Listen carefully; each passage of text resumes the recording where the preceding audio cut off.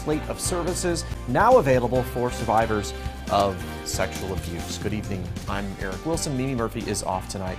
Rockford police officers could soon have body cameras. City Hall announced it's taking proposals. Those are due by October 30th. City Council is expected to vote on them by the end of November. Body cams have been talked about quite a bit in Rockford for the past few months. Police Chief Dan O'Shea has said he is in favor of his officers wearing them. Mayor Tom McNamara hopes this step will increase transparency between officers and the community. In June, Winnebago County Sheriff's deputies and corrections officers began wearing body cameras. Region 1's COVID positivity rate continues to be above 8% for more than a week. The rolling 7-day positivity for the area, including Winnebago and Boone counties, sits at 8.6%. 3 days above 8 put us into mitigation, and the governor warns if our positivity continues to hover over that threshold, more stricter measures could be put in place. A downstate law firm demands the Winnebago County Health Department cease and desist. The letter, sent yesterday on behalf of Fozzie's Bar and Grill, Casey's Pub in Loves Park, and Nora's Place in South Beloit, says Dr. Sandra Martell personally tried to intimidate the business owners with, quote, some indeterminable authority you purport to arbitrarily wield. This week, Dr. Martell publicly named 30 businesses who had complaints filed against them for not following Region 1 mitigation measures. The attorneys say her actions are not only defamatory but border on criminal intimidation. Dr. Martell told us it is, quote, extremely disappointing that a very small number of restaurants sought legal guidance from a representative outside our community. And she said on Monday that those complaints would be validated before any non-compliance is issued. Dr. Martell adds she has had no personal interaction with any of the establishments in the letter. A Poplar Grove man's behind bars after a Tuesday stabbing in Boone County. This happened around 6:30 on White Oak Drive in Poplar Grove. Police say officers found a 41-year-old man victim at the scene. He'd been stabbed multiple times. That victim is okay. Zachary Enck was arrested about an hour and a half later after a brief manhunt. The 24-year-old is charged with attempted murder and aggravated battery. He's being held in the Boone County Jail without bond.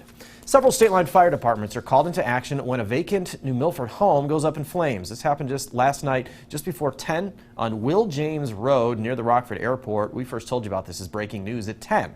The house was fully engulfed when firefighters arrived. Crews worked defensively to keep the fire from spreading to neighboring homes.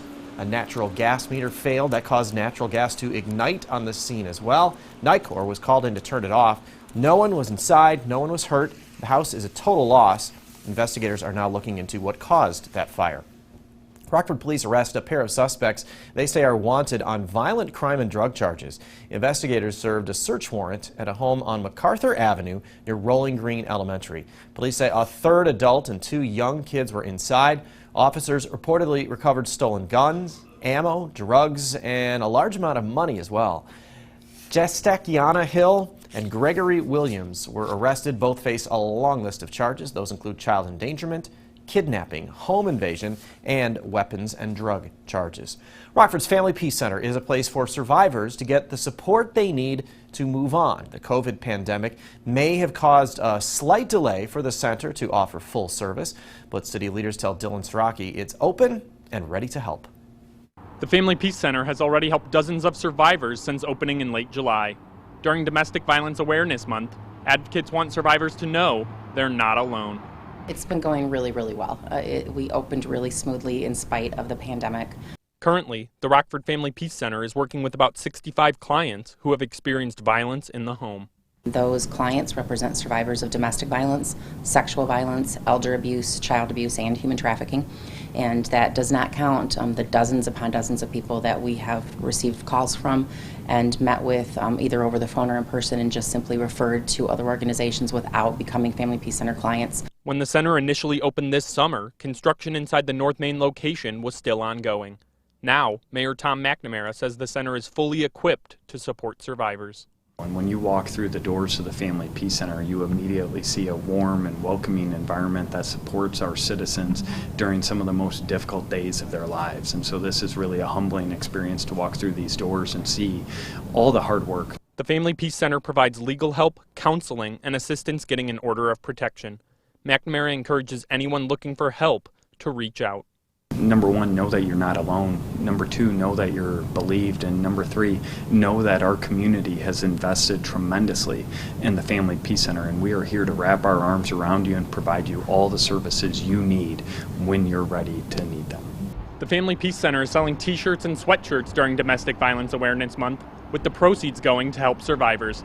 You can buy one at their website or Facebook page. Reporting in Rockford for your home team, I'm Dylan Saraki. A local school gets a financial boost to keep students on track during a difficult year. Lewis Lemon Elementary in Rockford received $20,000. It comes from Illinois Bank and Trust and nonprofit adoptaclassroom.org. The money will go towards school supplies, classroom tools, and materials. A Rockford Senior Living Center goes to the dogs for an afternoon. Greencastle of Mulford welcomed the furry four-legged guests. It was part of a Halloween puppy parade. The dogs strutted their stuff in costume, of course, outside for the residents to see. Organizers say the parade provides welcome relief from recent stress. It feels good just to be able to bring some joy to them because they've all had such a difficult time with not being able to get out, and it's something that they talk about for a long time after we have something fun like this. So it's going to bring a lot of joy to them. The pups are local volunteer therapy and hospice dogs with Northern Illinois Hospice. Illinois Democrats push back against Republican warnings that passing a graduated income tax would mean a tax on retirement income. Eyewitness News is your local election headquarters. This is the question you'll see on the November ballot. It asks if the state should abolish the flat tax and allow lawmakers to set higher tax rates on higher earners. The Illinois Policy Institute filed a lawsuit arguing the language explaining the referendum includes a, quote, misleading statement that will induce retirees into voting to impose on themselves a tax on retirement income. The lawsuit is based on comments Illinois Treasurer Michael Frericks made in June. What I find funny is the group that is taking my statements and trying to use this to harm the fair tax has been a group that's been trying to take away retirement benefits for years. It's hypocritical. Right now, everyone in Illinois pays 4.95% in income tax. If 60% of voters approve the change to the state constitution, the General Assembly could set new rates for different income brackets. The road to the November election runs through Salt Lake City. Tonight, the University of Utah is set to host the only vice presidential debate between current VP Mike Pence and Senator Kamala Harris. New COVID safety protocols will be in place. The candidates will be 12 feet apart and separated by plexiglass. You can watch tonight's debate right here on WTVO. Coverage starts at 7 p.m. Now, your first warned weather forecast with Chief Meteorologist Candice King. Nothing but sunshine out there for us this afternoon. A live look with our Mercy South Skytrack camera out at the Park Hills Golf Course in Freeport. It's been a little on the windy side, but our temperatures have made it back into the 70s again this afternoon. That wind coming in from the northwest, at about 5 up to 15 miles per hour. We have had some gusts upwards of 25 miles per hour today, and that wind will continue to ease as high pressure moves closer to us. 74 right now in Rockford. We're at 71 degrees in Freeport, 70 in Monroe, and 73 our temperature in Janesville. Our weather watcher Bob in Rockford checking in. No rain today, 73, and a dew point number of 37. Those dew point numbers coming down for us today because of that gusty northwesterly wind, bringing in a little bit more dry air and elevating that fire risk, which will stay through about sunset, and then things will be a little bit more calm as we go through the night tonight. Big thank you to Jenny for sharing her fall photo with us. Beautiful color on the leaves and the tree as those really start to pick up a little bit more vibrant colors these last couple of days as we've had those warm days and cool nights. And that's one of the factors that really brings out those bright colors when we start to see the season change.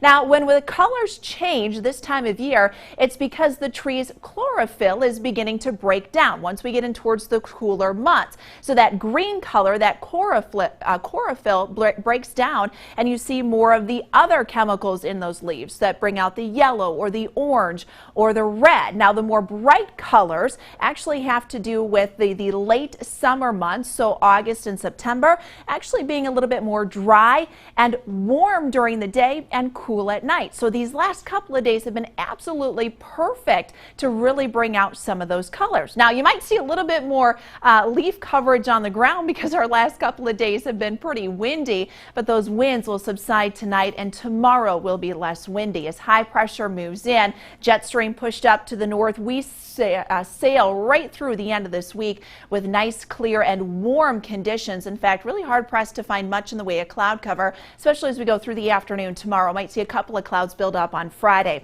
All eyes, however, will be watching down to the south as Hurricane Delta makes a beeline for the Louisiana coastline later this weekend into the early part of the weekend. It did make landfall in Mexico near the Yucatan Peninsula last night and this morning. Did weaken down to a Category 1 as a result, but now in the South Gulf, maximum sustained winds at 85 miles per hour. This expected to gain a little bit more momentum and strengthen over the next couple of days. Could become once again a Category 2.